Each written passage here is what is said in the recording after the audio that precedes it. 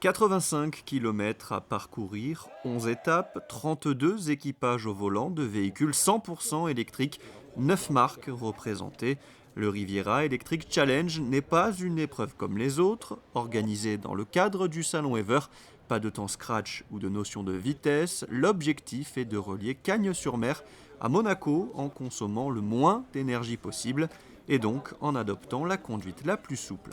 On a 2 personnes là qui ont mesuré l'énergie sur le départ et 2 personnes vont à Monaco mesurer la consommation de manière à remettre un trophée aux 3 premiers qui auront consommé le moins. Alors ça c'est une première épreuve. La deuxième épreuve c'est aussi une épreuve de questions parce que tout le long du parcours il y a 11 étapes et sur ces 11 étapes il y a 3 questions basées sur la transition énergétique en référence au site où l'on s'arrête en fait.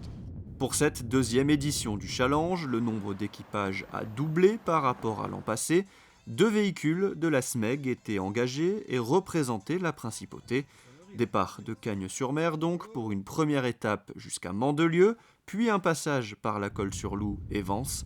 Comme en rallye, le copilote muni de son roadbook joue un rôle majeur aux côtés du pilote.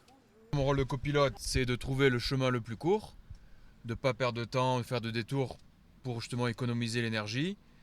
Et je réponds aussi à des questions qu'ils nous posent sur les villes-étapes. Ça participe au classement du rallye.